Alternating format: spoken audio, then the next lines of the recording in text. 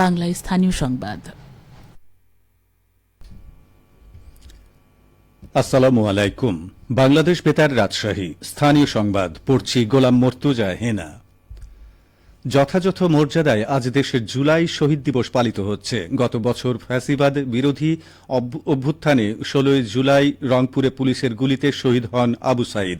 জুলাই অভ্যুত্থানের বিষয়টি স্মরণীয় করে রাখতে ১৬ জুলাই প্রথমবারের মতো জুলাই শহীদ দিবস হিসেবে পালন করা হচ্ছে। দিবসটি উপলক্ষে নানা কর্মসূচি হাতে নেওয়া হয়েছে। জুলাই শহীদ দিবস উপলক্ষে আজ রাষ্ট্রীয়ভাবে শোক পালন করা হচ্ছে। প্রধান উপদেষ্টা ড মোহাম্মদ ইউনূস জুলাই শহীদ দিবস উপলক্ষে বাণী দিয়েছেন। আজ দেশের সব সরকারি, আধা সরকারি ও স্বায়ত্তশাসিত প্রতিষ্ঠান এবং শিক্ষা প্রতিষ্ঠান সহ সব সরকারি ও বেসরকারি ভবন এবং বিদেশে বাংলাদেশ মিশনে জাতীয় পতাকা অর্ধনমিত রাখা হয়েছে। এছাড়া শহীদদের রুহের মাগফিরাত কামনায় দেশের সব মসজিদে বিশেষ দোয়া অনুষ্ঠিত হয়। অন্যান্য ধর্মীয় প্রতিষ্ঠানে তাদের আত্মার শান্তির জন্য বিশেষ প্রার্থনার আয়োজন করা হয়। বাংলাদেশ বেতার এবং বাংলাদেশ টেলিভিশন সহ সকল বেসরকারি রেডিও ও টেলিভিশন সমূহ বিশেষ অনুষ্ঠানমালা প্রচার করছে। জাতীয় দৈনিক পত্রিকাগুলো দিবসটি উপলক্ষে বিশেষ নিবন্ধ প্রকাশ করেছে। এদিকে জুলাই শহীদ দিবস উপলক্ষে রাজশাহী জেলা প্রশাসনের উদ্যোগে স্মরণসভা ও দোয়া মাহফিল অনুষ্ঠিত হয়েছে। জেলা প্রশাসকের সম্মেলন কক্ষে অনুষ্ঠানের আয়োজন করা হয়। সভার শুরুতে জুলাই গণহত্যায় শহীদদের স্মরণে ১ মিনিট নীরবতা পালন করা হয়। পরে আলোচনা সভায় জুলাই আন্দোলনের শহীদ পরিবারের সদস্যরা তাদের বক্তব্যে কান্নায় ভেঙে পড়েন। এ সময় তারা জুলাই আন্দোলনে গণহত্যাকারীদের দ্রুত বিচারের দাবি জানান। রাজশাহীর জেলা প্রশাসক আফিয়া আখতারের সভাপতিত্বে অনুষ্ঠানে প্রধান অতিথি হিসেবে উপস্থিত ছিলেন রাজশাহী বিভাগীয় কমিশনার খন্দকার আজিম আহমেদ। অনুষ্ঠানে বিশেষ অতিথি ছিলেন Rajshahi metropolitan police commissioner Mohammad Abu Sufian. পরে দোয়া মাহফিলে শহীদদের আত্মার মাগফিরাত কামনা করা হয়। অনুষ্ঠানে শহীদ পরিবারের সদস্য, মুক্তিযোদ্ধা ও সুশীল সমাজের প্রতিনিধিরা উপস্থিত ছিলেন।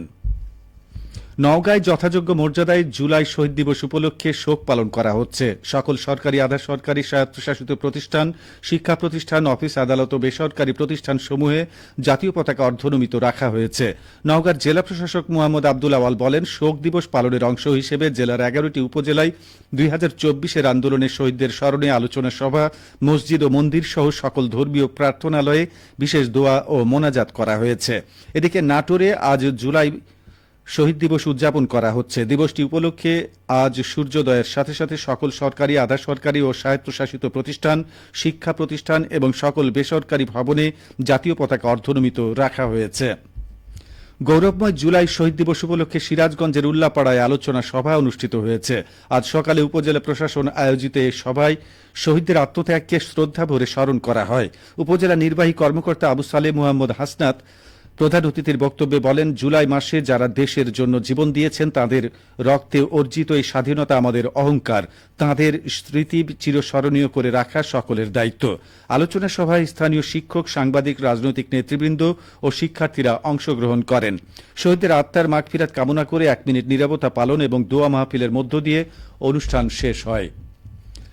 নাটোরে চলনবিলের মুক্ত আকাশে অবমুক্ত করা হয়েছে ৮টি টিয়া পাখি। আজ উপজেলা পরিষদের সংরক্ষিত এলাকায় পাখিগুলো অবমুক্ত করেন সিংড়া উপজেলা নির্বাহী অফিসার মাজহারুল ইসলাম। এ সময় উপস্থিত ছিলেন রাজশাহী বন্যপ্রাণী ব্যবস্থাপনা ও প্রকৃতি সংরক্ষণ বিভাগের বন্যপ্রাণী পরিদর্শক জাহাঙ্গীর কবির এবং পরিবেশবাদী সংগঠন চলনবিল জীববৈচিত্র্য রক্ষা কমিটির সদস্যবৃন্দ। এর আগে সকালে সিংড়া পৌরসভা এলাকার মাদারীপুর মহল্লার হুজাইয়া কবুতর খামার থেকে টিয়া পাখিগুলো উদ্ধার করেন চলনবিল জীববৈচিত্র্য রক্ষা কমিটির সদস্যবৃন্দ। চলনবিল জীববৈচিত্র্য রক্ষা কমিটির সাধারণ সম্পাদক সাইফুল ইসলাম জানান, অভিযুক্ত আব্দুল খালেকের কাছ থেকে কোনো দিন পাখি শিকার করবে না মর্মে মুচলেকা নেওয়া হয়েছে। নওগাঁ জেলায় চলতি মৌসুমের আউশ ধানের চাষাবাদ শুরু হয়েছে। জেলায় এবছর ৫,০০০ হেক্টর জমিতে আউশ আবাদের লক্ষ্যমাত্রা নির্ধারণ করা হয়েছে। ইতিমধ্যে হাল দিয়ে জমি প্রস্তুত করে নতুন চারা রোপণ করছেন চাষিরা। জেলা কৃষি সম্প্রসারণ অধিদপ্তর জানিয়েছে, আউশ ধানের উৎপাদন বৃদ্ধির লক্ষ্যে জেলায় ৪০,০০০ প্রান্তিক চাষির মাঝে ৩,২,০০,০০০ টাকা মূল্যের সার ও বীজ বিতরণ করা হয়েছে। ১ বিঘা জমির বিপরীতে প্রত্যেক চাষিকে ৫ কেজি বীজ, ১০ কেজি ডিএপি ও ১০ কেজি এমওপি সার প্রদান করা হয়েছে। নওগাঁ জেলা কৃষি সম্প্রসারণ অধিদপ্তর জানায়, আউশের আবাদ বৃদ্ধি করতে প্রণোদনার পাশাপাশি কৃষি বিভাগ থেকে চাষিদের সহযোগিতা ও পরামর্শ দেয়া হচ্ছে। সবশেষে আবহাওয়া। আজ রাজশাহীতে সর্বোচ্চ তাপমাত্রা ছিল 31.9 ডিগ্রি এবং সর্বনিম্ন 25.5 ডিগ্রি সেলসিয়াস। বিকেল 3টায় বাতাসে আপেক্ষিক আর্দ্রতার পরিমাণ ছিল 86%। রাজশাহী ও পার্শ্ববর্তী এলাকায় আজ সূর্যাস্ত সন্ধ্যে 6টা 56 মিনিটে। সংবাদ শেষ হলো। আমাদের পরবর্তী স্থানীয় ইংরেজি সংবাদ সন্ধ্যে 6টা 5 মিনিটে।